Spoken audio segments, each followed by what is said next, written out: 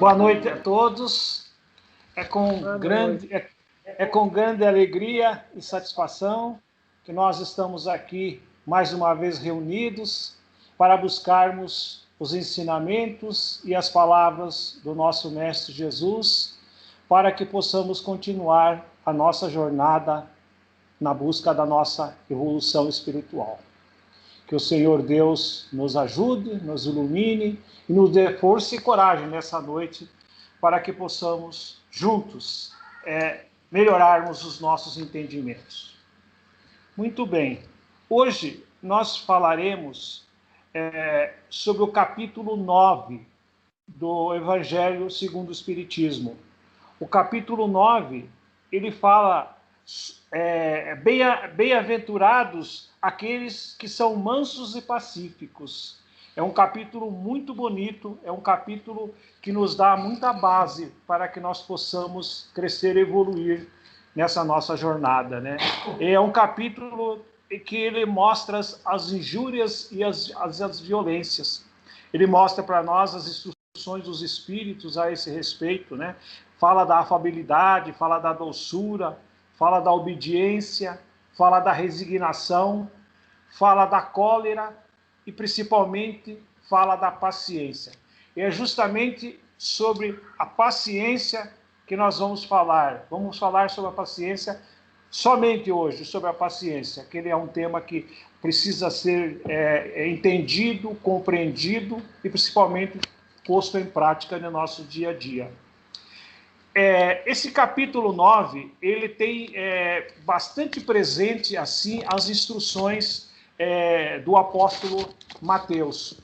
Então, se nós formos nos remeter lá, né, no início da nossa civilização, no início do nosso século 2000, a gente vê que tiveram quatro evangelistas que anunciaram a boa nova de Jesus. Foram eles, João, Lucas, Marcos e Mateus, que é o que está presente nesse evangelho. João foi aquele, né, um dos 12 apóstolos lá, né, que era o filho de Zebedeu. Lucas era um médico, né, ele foi autor do livro dos apóstolos. Marcos também foi um discípulo de Paulo e de Pedro.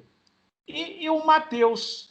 Mateus foi um dos 12 apóstolos de Jesus. E esses evangelhos de Mateus, eles foram escritos entre 65 a 75 depois de Cristo. Portanto, ele viveu junto com o Cristo, que o Cristo morreu aos 33 anos, né? Então, esse evangelho do Mateus, né, só para a gente tentar entender, porque ele vai estar muito presente, foi um dos primeiros evangelistas que foi um apóstolo de Jesus, ele foi cobrador de imposto, né, lá dos hebreus, naquela região de Cafarnaum, né? E ele escreveu aí esse livro, e esse livro de Mateus, ele narra, né? Ele narra o quê? Ele faz um relato da vida de Jesus, do ministério de Jesus. Ele fala sobre a morte de Jesus e principalmente sobre a rejeição de Jesus de Nazaré. Quer dizer, ele conta todas as memórias de Jesus, né? Então, e eles também, esse evangelho está alinhado, né, com o judaísmo cristão dos primeiros tempos, e ressalta que Jesus cumpriu as suas promessas realmente. Então, hoje, a gente, indo de encontro, né, com o que a gente vai falar na nossa palestra, nós vamos conversar sobre o tema paciência. Vamos inicialmente nos reportar algumas citações que nos servirão de base para essa nossa reflexão, para esse nosso estudo. Jesus disse, né? Não vos inquieteis, pois pelo dia de amanhã, porque o dia de amanhã cuidará de si mesmo, basta cada dia o seu mal. Isso está no Evangelho de Lucas. Aí, então vamos imaginar. O que Jesus quis dizer com essas palavras? Que não nos preocupemos com o nosso futuro, né? Não nos inquietemos com o nosso futuro, porque o futuro é Deus que vai decidir, é o futuro a Deus pertence, né? A gente já viu até esse termo. Vejamos bem que o Cristo utilizou-se da palavra inquietação. O que nos remete ao desespero. A palavra inquietação nos remete ao desespero, à obsessão, né? Aquele apego, né? A preocupação desnecessária, a preocupação descabida. Então, a inquietação é a inimiga da paciência. Vejam vocês, nós vamos falar sobre a paciência. O que é a paciência? Ser paciente é aquele que não perde a calma e que suporta o algo sem reclamar. Não fazer a reclamação, isso é ser paciente. Porque a reclamação em si é assim, meu Deus, me dê sabedoria para eu entender o meu chefe, porque se me der força eu vou bater nele, né? A gente fala isso daí, muitas vezes a gente fala isso daí. Então, as reclamações, ainda mesmo que ela seja afetiva, mesmo que ela seja assim, de alguma forma carinhosa, ela não deixa de ser uma reclamação. E isso nada vai acrescentar, né? Nem uma grama de simpatia por você que está fazendo essa reclamação. Então, vejamos, pela inquietação, nós vivemos o passado e vivemos o futuro, né? Pela inquietação. Construímos os meios de evolução durante a vida toda, sem nunca a gente conseguir chegar ao fim por causa do medo, dessa nossa inquietação, desse nosso desespero, e todas essas coisas que nos colocam, às vezes, apreensivos, né? Então, a inquietação, né, ela nos distrai, né? Ela nos leva a não viver o nosso presente, né? E o importante, a gente deixa de lado, que é o nosso presente, que é o primordial, são as coisas do dia a dia. É nelas que nós temos que viver. O passado já passou. O futuro, a Deus pertence. Nós temos que viver o nosso presente, construindo a nossa evolução da melhor forma possível. Então, a inquietação, ela é um sentimento que nasce da nossa ignorância. Então, se nós não conhecermos, nós estivermos dentro da ignorância, ela é um sentimento que ela cada vez vai crescendo mais.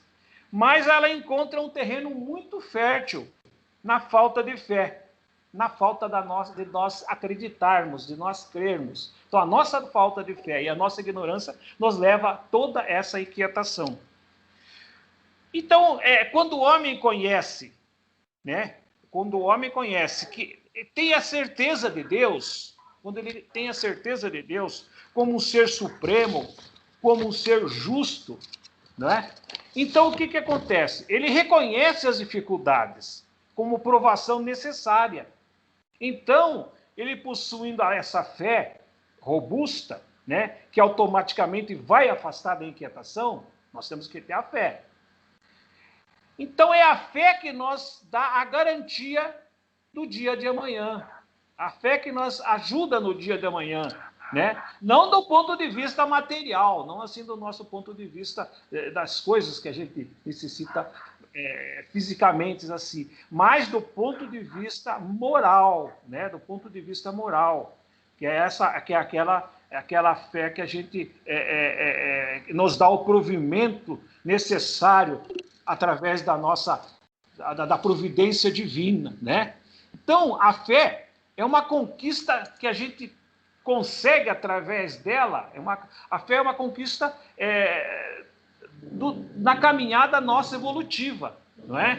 Então, a fé ela é uma conquista do espírito na grande caminhada evolutiva. Então, o espírito que conquista essa fé interior que a gente precisa, essa força de acreditar. A fé nos leva a um estado de certeza. A fé nos mostra a certeza que combate a nossa falta de crença, a nossa incredulidade, não é? Então, o desespero e a desesperança e a própria inquietação, ela nos faz desacreditar, não é? A inquietação faz a gente não acreditar, então é preciso que a gente tenha fé para poder acreditar. Então, quando Jesus disse, a cada um basta o seu mal, ele nos recomendou que nos concentrássemos nos problemas reais de cada dia, nos problemas reais de hoje, né? Nos nossos problemas de hoje, tendo a certeza de que o futuro será sempre traçado por Deus. Então, nós não vamos nos preocupar com o futuro. Deus está traçando o nosso futuro. E mesmo porque nós, como espíritos, quando aqui viemos, nós já viemos com a nossa missão, nós já viemos, né? Então, através dessa missão, muitas vezes, nós nos enveredamos para o lado do bem ou para o lado do mal, sempre, e na maioria das vezes, né? Sempre obedecendo o nosso livre-arbítrio, né? Então, foi, portanto, do próprio Cristo, né, por diversas vezes, feito esse convite para que nós reforçássemos a nossa fé. E, no caso, a paciência que combate a inquietação. Então, nós temos que nos reportarmos à paciência. A paciência, ela é a inimiga da inquietação. Ela é inimiga de todas essas coisas que não nos deixam crescer e evoluir. Por que nós sofremos, não é?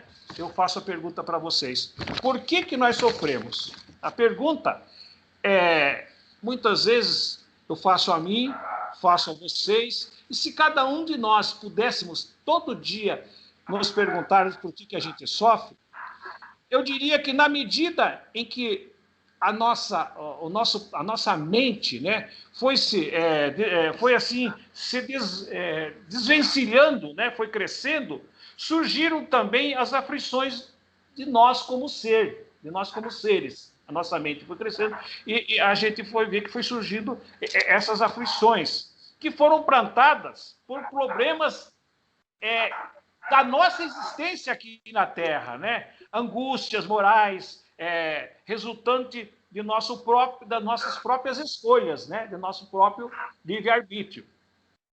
Certamente algum de vocês já perguntou por que tanto sofrimento, né? Por que existe tanto sofrimento, né? Outras pessoas vão muito mais além disso daí e além disso elas questionam por que, né?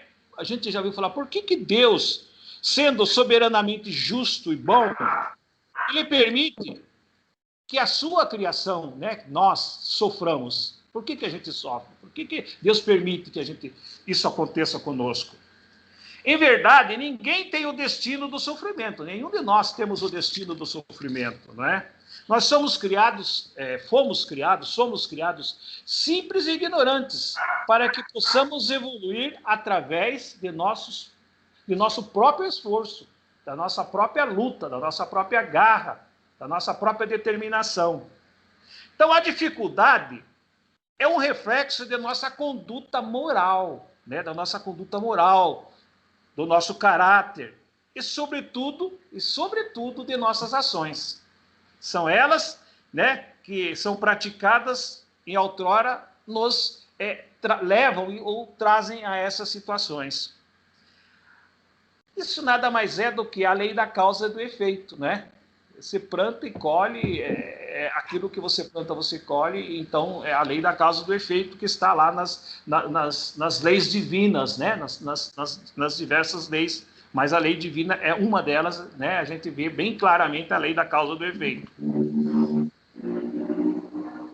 Então, basta então que a gente consultar a nossa própria consciência, se nós consultarmos a nossa própria consciência, que a todo momento nos fala, né?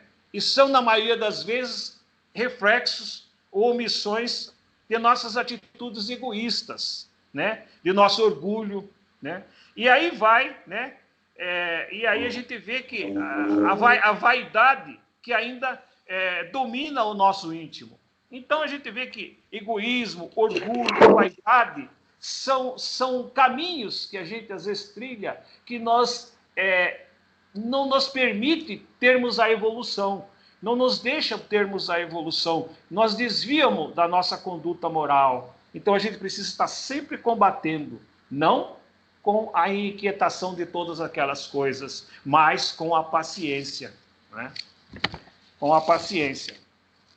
E quando a paciência vai até o limite de nossa fé vacilante, quando a paciência vai até o limite da nossa fé cega, que a gente não consegue enxergar, então essa fé, quando a paciência chega nessa fé cega, que não é uma fé raciocinada, né? É uma fé diferente. A fé cega, ela provoca incerteza e provoca hesitação.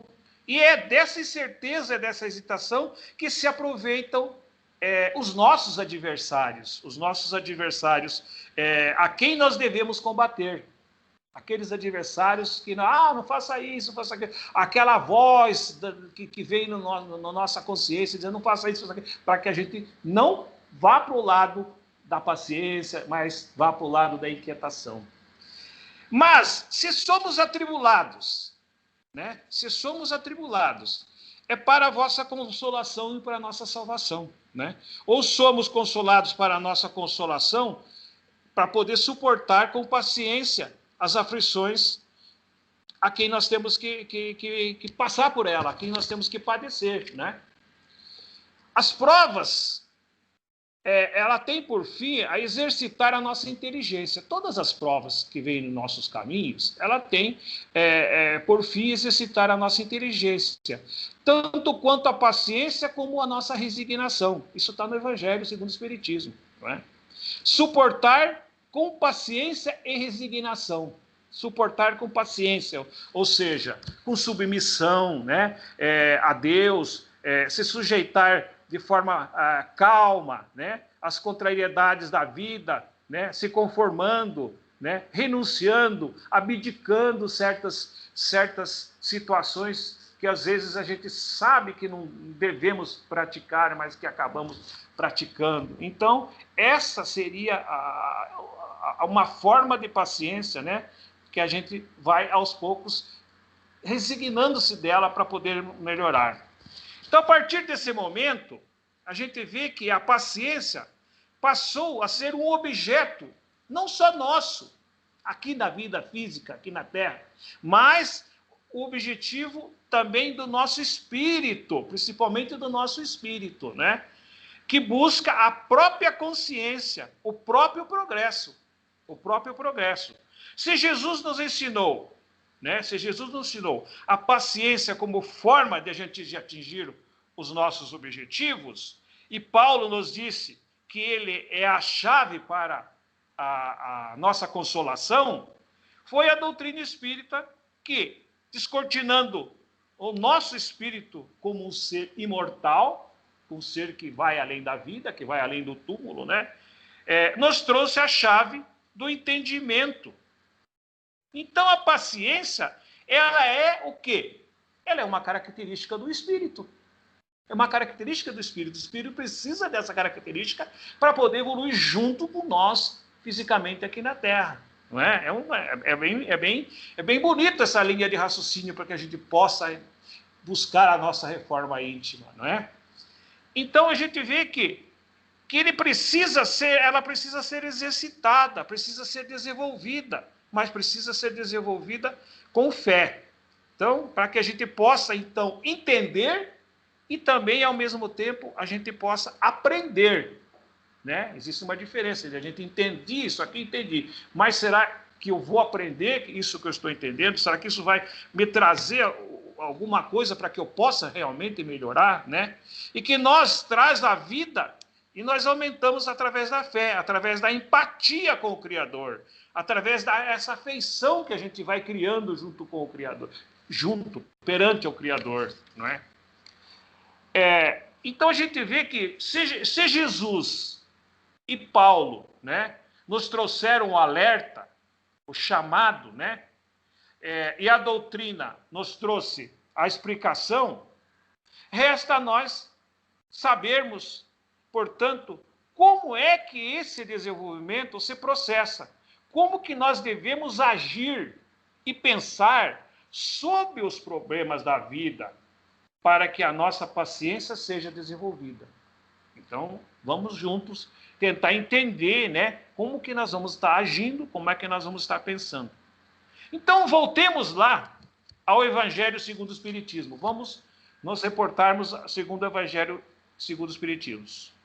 Dando-lhes o ver, né, do alto, vamos observá-los bem do alto, as coisas. Então, a importância das mudanças, né, das alternativas terrenas, dessas mudanças que a gente precisa fazer, ela some diante do vasto, né, e esplêndido horizonte que ele nos faz descortinar. O Evangelho nos mostra um horizonte tão grande, tão vasto, uma vida além da morte, uma vida após a morte, que a gente acaba vendo que essa vida terrena nossa, ela é tão pequenina, ela é tão, assim, a dimensão dela é tão pequena diante de um mundo, de um infinito que existe pela frente, né? Então a gente percebe que ele faz, né, descortinar a perspectiva da felicidade, que espera além da nossa paciência, né, a resignação e a coragem de irmos ao termo do caminho, que irmos, se caminharmos e passarmos pela porta, né, no caminho, pela parte mais estreita, né, pela ligação mais estreita. Fazemos essa ponte da nossa vida terrena com a nossa vida futura, né? Mas nunca nos esquecendo do nosso espírito, que precisa estar sempre sendo burilado de forma moral, né? Melhorando a nossa moral. Então, o objetivo, portanto, do Espiritismo é trazer ao homem, é trazer a nós, né, o conhecimento de si mesmo, o conhecimento de nós mesmos. É uma maneira clara, é uma maneira objetiva, é uma maneira de se fazer, né, de nós fazermos, se nós desligarmos assim da nossa vida terrena e colocarmos na finalidade do Espírito, né, vivendo na Terra. Ou seja, mesmo vivendo na Terra, nós temos que nos ligarmos à finalidade do Espírito, né? Quer dizer, nós desligarmos em parte, né? Mas que o nosso objetivo maior não é essa vida aqui na Terra, mas sim uma vida futura. É uma proposta audaciosa, não é? É uma proposta profunda, essa mudança de paradigma, né? Essa mudança de padrão, esse modelo, né? Essa reflexão, né? Essa reflexão interior que a gente tem que fazer, né? Então, vamos viver num mundo, mas que não seja do mundo. Ou seja, vivamos no mundo, mas não sejamos do mundo. Quer dizer, viver para buscar o destino eterno. Né? Viver no mundo, mas não ser do mundo, mas buscar um destino eterno. Por isso que a gente fala que é um paradigma. A vida inteira a gente estuda o Espiritismo, já estudou outras religiões, e a gente sempre tem alguns pontos de vista que a gente vai até ele, para ali e tem preguiça, ou não tem coragem, ou tem medo, ou tem inquietação com as outras coisas e não acaba se aprofundando na nossa linha de entendimento, né? Então, quando a gente fala assim, esse padrão de flexão assim, mais audaciosa, é para que a gente realmente entenda com profundidade essas coisas, né? Então a visão, ela se amplia e tudo passa a ser visto dos olhos do Espírito, não é? As coisas que nós afiguram infinitas e impossíveis, agora a gente vê que elas são naturais. Mesmo que machuque o nosso coração, né? Elas nunca estão fora do controle de Deus, ela nunca está fora dos olhos de Deus, né? Porque a gente sabe que a nossa inteligência é a faculdade, olha só, a nossa inteligência é a faculdade de pensar do nosso espírito. Como que o nosso espírito pensa? Vocês já imaginaram? Ele pensa através da nossa inteligência.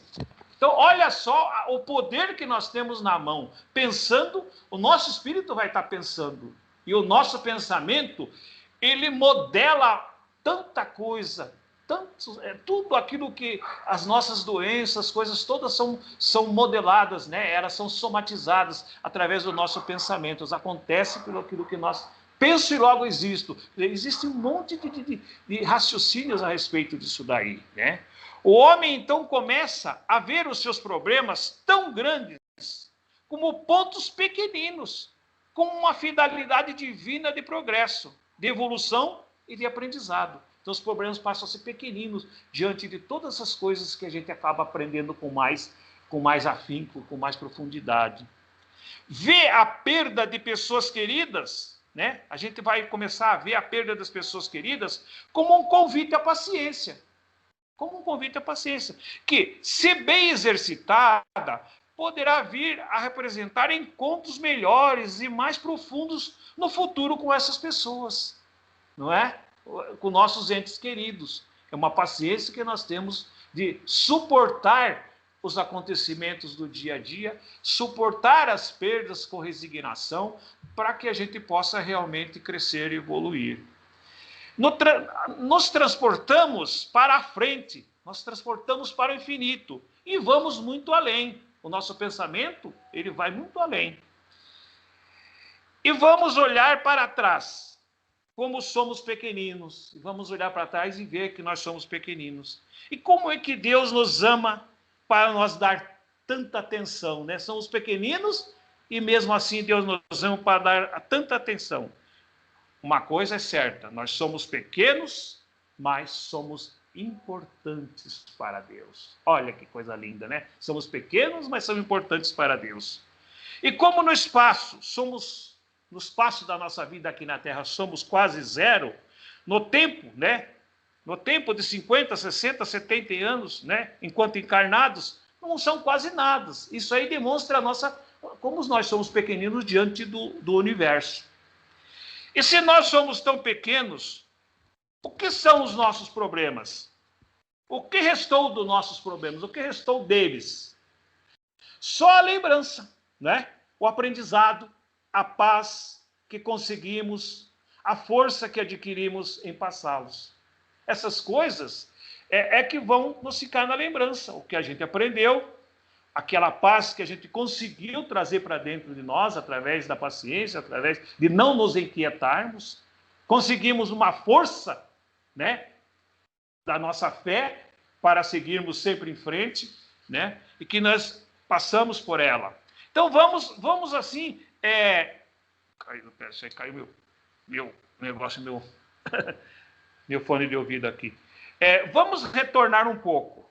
Agora que já vimos o futuro que Jesus e seus apóstolos e o Espírito nos mostraram, da nossa perfeição espiritual, agora que as coisas de nossa vida deixaram de ser gigantes e tomaram a devida proporção, porque hoje nós já conseguimos entendê-lo um pouco melhor, analisando por todos esses ângulos que nós passamos por eles, vamos olhar de novo aos nossos problemas. Vamos agora voltar com outros olhos. Vamos ver os nossos problemas.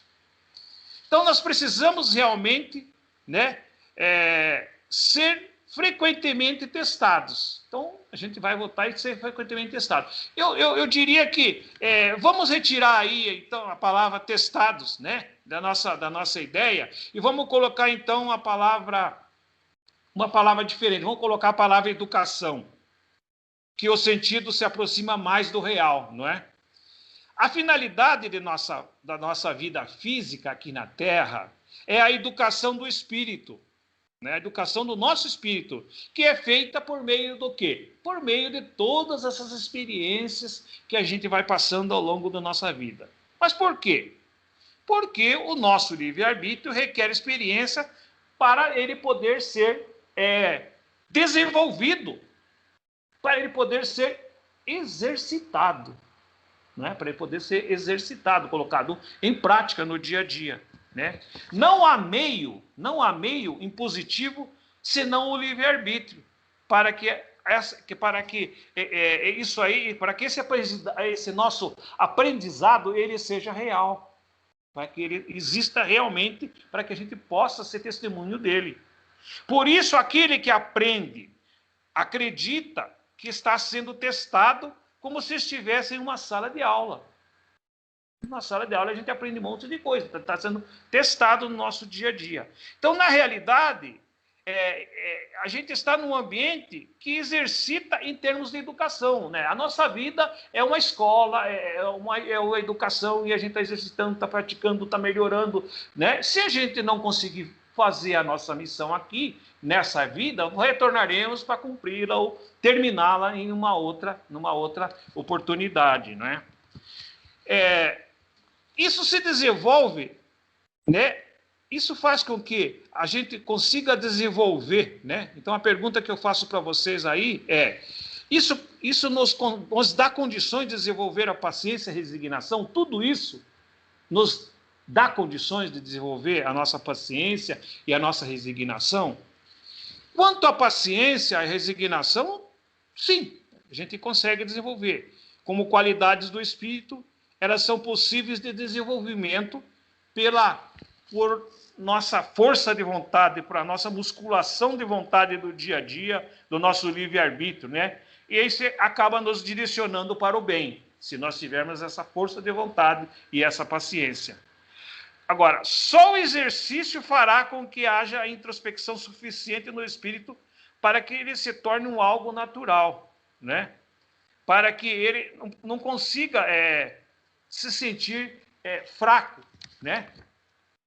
Os efeitos desse exercício que a gente faz no nosso dia a dia para melhorar e que possa então se colocar como toda a sua vontade e liberdade a favor do bem, a gente percebe que no instante em que o espírito toma uma atitude por vontade de fazer o bem, quando o nosso espírito, né, ele toma essa atitude de fazer o bem, porque conhece o bem. Então ele vai fazer o bem porque ele conhece o bem. Então esse espírito, quando está tomando essa atitude, é porque ele evoluiu moralmente. Então ele teve uma evolução moral. Essa evolução que nós temos moral, ela é demorada. Ela demora encarnações e encarnações, né? Normalmente, a evolução, ela tem um lado. A nossa evolução de conhecimento, a nossa evolução de aprendizado, nunca caminha junto com a nossa evolução moral. Em uns a evolução moral é muito mais rápida, em outros a evolução do conhecimento é muito mais rápida. Então, mas às vezes elas chegam a chegar próximas das outras. O ideal seria que elas caminhassem juntas, para que a nossa caminhada fosse muito mais rápida, né? Então, um espírito puro deve ter o conhecimento da paciência divina, um espírito puro, que já conseguiu atingir um grau de pureza um pouco melhor, né? Como nós éramos no início da humanidade, vivendo nas cavernas, e como nós somos hoje. Como eu era há um tempo atrás, antes de estudar o Espiritismo, e como sou hoje. Então a gente vai buscando, né, através da paciência, assim, o conhecimento divino para que a gente possa melhorar. E isso implica em liberdade, implica em respeito, implica em amor, implica em dedicação. Nós precisamos de tudo isso. Aí eu digo assim, como que nós vamos ter paciência às vezes com um inimigo nosso, né? Eu não tenho paciência com o inimigo. Ele tem gente que espalha a corrupção para todo lado e às vezes ainda dá um tombo na gente, né? Às vezes o cara ainda vem e dá um tombo na gente e aí assim. Então a gente não vê como ter paciência como inimigo. A pessoa fica raivosa, a pessoa fica brava, né? A pessoa não consegue, como é que ela não entende essa paciência para com todas essas coisas que a pessoa faz para com ele? Então, só há um jeito, né? Através do conhecimento. Mas conhecimento aqui não conhecer a pessoa. Sim, conhecer a pessoa em parte, mas o conhecimento assim da doutrina espírita, o conhecimento de como nós devemos nos portarmos diante da nossa evolução, não é, espiritual. Lembra-se do que falamos sobre colocar os problemas na dimensão que realmente ele tem, pequenos? O inimigo não é mais um inimigo. Vejam bem, o inimigo não é mais um inimigo. Ele é um espírito como você, como eu, que necessita aprender. Não é? Ele necessita aprender. Por isso que ele está agindo dessa forma. Paciência para com ele não é abster-se de tentar fazê-lo melhorar. Eu tenho paciência, vou fazer ele melhorar. Não. Mas entender a sua condição e não se inquietar com ela, com todas as inquietações que ele te provocou, né? Te roubando, te dando tombo, te xingando, né? Tomar atitudes para coibir o mal é a nossa obrigação. Tomarmos atitude para coibirmos esse mal é a nossa obrigação, né? Mas que essas atitudes sejam elas cheias, sejam elas recheadas de vontade do Espírito, de melhorar aquele outro espírito, e não de raiva, né? De fazê-lo pagar. Quer dizer, então aí a gente vai ver que o nosso espírito, né, evoluído, que já está um pouco mais, a gente vai pensar dessa forma com relação ao nosso inimigo. Então, aquele problema que a gente vê de cara que parecia gigante, ele está xingando, deu um rasteiro em nós, deu um tombo, ele passa a ser um problema pequeno, e nós temos que encará-lo dessa forma. Eis a diferença fundamental. Não o movimento, não assim é o nosso movimento da nossa mão. Ah, vou dar um tapa, né? Não, não. Mas é o movimento da nossa mente. A nossa mente que tem que pensar, criar, ir de encontro com aquele outro espírito e tentar entendê-lo e melhorá-lo. Então, só os espíritos evoluídos têm paciência? Então, será que só o espírito que está evoluído vai ter paciência? Os espíritos evoluídos têm mais paciência, porque têm mais fé e conhecimento de Deus. Por isso que eles são mais evoluídos. Seu ponto de vista é mais adiantado, e com isso ele acaba dirimindo as suas dúvidas, que nos fazem duvidar e nos inquietarmos, não é? Mas todos os filhos de Deus são convidados a terem paciência. Todos nós, filhos de Deus, somos convidados a termos paciência. E na medida de sua capacidade. Cada um tem a sua capacidade, mas nós somos convidados. Portanto, não vamos pensar que só os espíritos superiores têm paciência. Não, não, não. Todos nós temos possibilidade de termos paciência. Limitada, é claro, pelo nosso grau evolutivo, né? pela nossa evolução. Não nos deixemos de fora dessa obrigação. É uma obrigação nossa. É uma obrigação que a gente tem de buscar a nossa paciência. Ah, mas eu me deixo, né? Pois eu não tenho paciência. Minha paciência, tanto não tenho paciência que eu vou acabar vendo um filme, não quero ficar estudando mais. Chega, não tenho paciência. Poxa, gente, peraí. Não tenho paciência diante de tudo isso que nós estudamos. Nós aqui que eu digo, que estamos estudando e que já estudamos, não ter paciência? Será? Será que não seria uma contradita aí, né? Então, reconhecer-se impaciente é um sinal de inteligência. Nós nos conhecermos, nós percebemos que nós somos impacientes, é um sinal de inteligência. Mas de nada adianta se a gente não alterar a nossa mudança, o nosso ponto de vista com relação àquilo que a gente pensa. Nós precisamos estudar o Espiritismo para nos dar essa visão espiritual da vida. Então, inteligência sem moral é a mesma coisa do que um carro sem volante. Ah, já viu um carro sem volante? Vai a Deus dará, né? Então, a inteligência sem moral é um carro sem volante.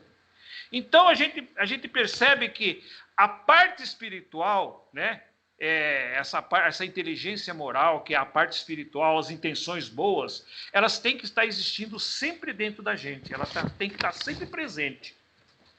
Aí eu vou concluindo para vocês, assim, né, que ainda essa parte é tão bonita, essa parte do Evangelho, do capítulo 9, eu ainda pretendo fazer sobre os outros temas que existem dentro desse Evangelho, que é a obediência, que é a resignação, que é a doçura. Ainda vou procurar me aprofundar um pouco mais, porque em umas outras palestras a gente ir esmiuçando mais esse capítulo 9.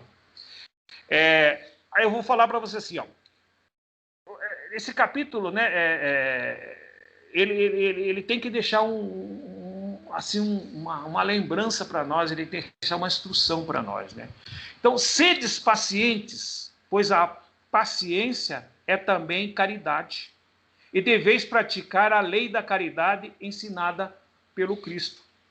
A caridade, que consiste em dar esmolas para os pobres, é a mais fácil de todas. Você enfia a mão no bolso, dá o dinheiro, pronto, estou livre, fiz a caridade. Mas há uma bem mais penosa, gente. E, consequentemente, muito mais meritória, né? Tem muito mais merecimento. Que é a de perdoar os que Deus colocou em nossos caminhos para serem os instrumentos de nossos sofrimentos e nos submeterem à prova da nossa paciência. Vejam bem, né? Vou submeter à prova da nossa paciência. Então, que bonito, né? A paciência, né? Então, ela suporta sem reclamar, não perde a calma, né? Então é esse que é o nosso objetivo. Essa paciência com nossos familiares, paciência com nossos amigos, paciência no trânsito, paciência na escola, paciência no trabalho. Não vamos lançar dardos assim envenenados contra as pessoas que estão ao nosso lado, né? E que às vezes precisam da nossa compreensão, segundo nós estudamos, que o espírito precisa entender o outro espírito para que possa, né, fazer as coisas realizarem.